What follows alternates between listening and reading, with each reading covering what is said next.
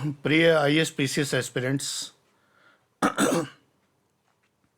मैं डॉक्टर आनंद प्रदीक्षित हूँ। परिचय मेरा सदैव साइड में जो डेस्कटॉप है ऑल इन वन, इस पर लिखा रहता है।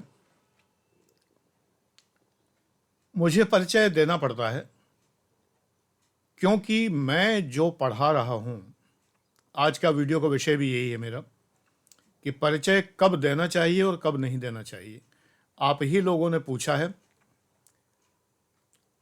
कि गुरुजी, कई बार हमें ऐसा लगता है कि इस जगह पर हमें अपना परिचय देना चाहिए क्वालिफिकेशंस का, और कई जगह हास्यास्पद लगता है कि यहाँ पर परिचय नहीं देना चाहिए था। तो मैं आपको इस दुविधा से उबार रहा हूँ और ये बता रहा हूँ कि कब देना चाहिए, कब नहीं देना चाहिए। मैं क्यों देता हूँ? क्योंकि मैं यहाँ पर सिविल सर्विस के प्रतिभागियों को, एस्पिरेंट्स को ज्ञान देने के लिए, पढ़ाने के लिए यहाँ पर उपस्थित हूँ। तो मुझे ये बताना ज़रूरी है कि मैं स्वयं 4 बार पीसीएस में सेलेक्ट हुआ हूँ विभिन्न पदों पर। आईएएस की मेरी उम्र निकल चुकी थी जब मेरे मस्तिष्क में जब ये विचार आया कि मुझे गवर्नमेंट सर्विस करनी चाहिए। तब तक मैं 28 का हो गया था, 26 साल की उम्र निकल चुकी थी। मैक्सिमम एज लिमिट होती थी 26 ईयर्स आईएएस की। तो मैं पीसीएस में बैठा, फिर पीसीएस की उम्र भी बढ़ गई, 28 से बढ़कर 30 हो गई। तो मुझे 2 चांस और मिल गए, तो 3 बार यूपी पीसीएस में सेलेक्ट हुआ, 1 बार एमपी पीसीएस में सेलेक्ट हुआ, और फिर प्रमोट होकर आईएएस इक्विवेलेंट रैंक पर पहुंचकर असिस्टेंट कमिश्नर कम असिस्टेंट कलेक्टर इस पोस्ट पर रहकर मैंने वॉलंटरी रिटायरमेंट ले लिया। नहीं तो मैं जॉइंट कमिश्नर या एडिशनल कमिश्नर तो कम से कम हो ही जाता। लेकिन मैंने 15 साल पहले ही रिटायरमेंट ले लिया, 45 साल की उम्र में। ये बातें मुझे क्यों बतानी पड़ती हैं? कि मेरा अधिकार है, मैं अधिकृत हूँ ये सब अनुभव अपने समझाने के लिए और बताने के लिए। मैं यूं ही कोई सड़क से उठकर नहीं आ गया हूँ कि जो आपको अपने सर्विस के अनुभव बता रहा हूँ, या कैसे इंटरव्यू की तैयारी करनी चाहिए, कैसे मेंस की आंसर राइटिंग करनी चाहिए, कैसे प्रिलिमिनरी में ऑप्शन सेलेक्ट करने चाहिए, कैसे ऑप्शनल सब्जेक्ट सेलेक्ट करना चाहिए, कैसे क्या करना चाहिए, ये बताने का मुझे पूर्ण अधिकार है। मैं वो नहीं हूँ जो हर बार 1 नंबर से फेल हो जाता है। जो लोग कोचिंगों में पढ़ाते हैं उनकी यही क्वालिफिकेशन होती है कि हर बार वो 1 नंबर से फेल हो जाते हैं। तो मुझे ये भी बताना पड़ता है कि 1 नंबर से बेटा कोई फेल नहीं होता, 1 2 3 4 5 6 10 12 15 से कोई फेल नहीं होता। क्योंकि अगर इतने नंबरों से कोई फेल हो तो सेकंड चॉइस मिल जाएगी, आईएएस ना बनेगा तो आईपीएस बन जाएगा। सेकंड चॉइस अगर आईपीएस की दी होगी, आईआरएस बन जाएगा, या 26 तरह की नौकरी होती हैं, तो उनमें से कोई तो नौकरी मिलेगी। जब कोई नहीं मिली, इसका मतलब कि जितने नंबर आईएएस के लिए चाहिए थे उसमें कम से कम 300 से लेकर 400 नंबर तक कम रहे उनके, यानी किसी लायक नहीं रहे। तो ये कोई तारीफ की बात नहीं है कि 1 नंबर से रह गए थे, ये बात भी मुझे बतानी पड़ती है। अब आप अपना परिचय कहाँ देते हैं? एक छात्र ने कहा कि वो इतिहास से एमए कर रहे हैं और विश्वविद्यालय में एक स्थान पर भाषण देने के लिए खड़े हुए।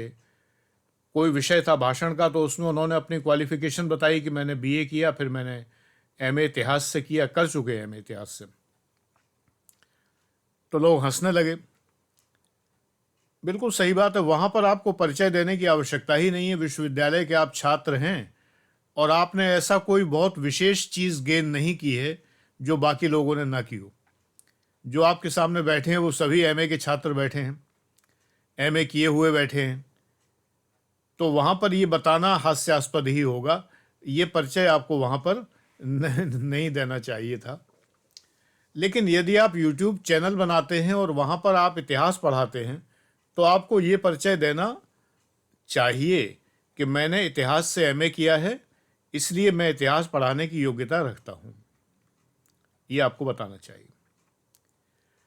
ये नहीं है कि आप रिश्तेदारों के बीच में कहीं फ्रेंड सर्किल में कहीं बैठे हैं तो आप अपना परिचय बताने लगें कि मैंने हिस्ट्री से एमए किया है, मैंने MBA किया है, मैंने ये किया है। ज़रूरत नहीं है, किसी ने पूछा ही नहीं है।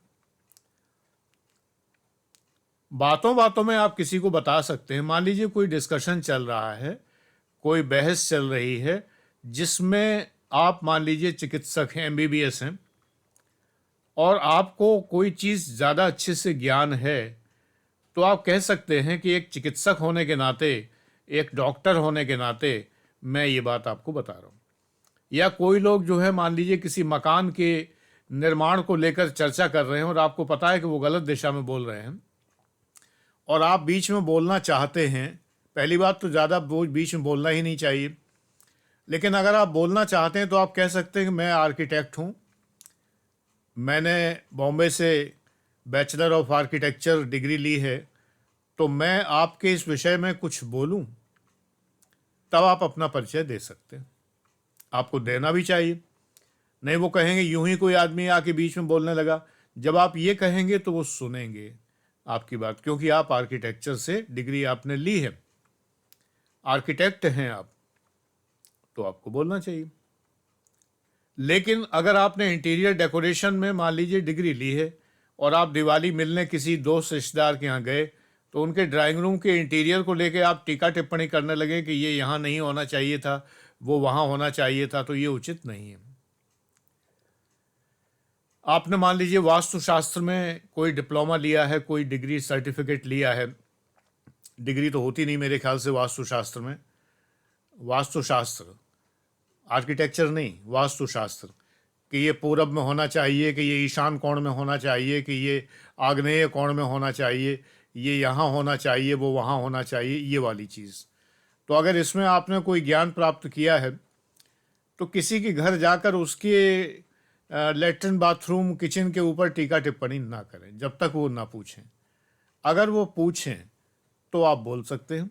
तो आप कह सकते हैं कि मैंने इस विषय में डिग्री ली है, डिप्लोमा लिया है, सर्टिफिकेट लिया है, और जहाँ तक मेरा ज्ञान है मैं आपको ये बता रहा हूँ कि ये मंदिर यहाँ पर ठीक नहीं है ये किचन यहाँ ठीक नहीं है, पानी की टंकी वहाँ होनी चाहिए ये बातें आप कर सकते हैं।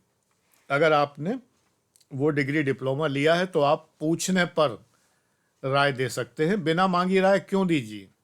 राय की तो फीस लगती है, तो मुफ्त में राय क्यों दें? जब उस राय की आपको फीस मिल सकती है तो आप अनावश्यक राय न दें।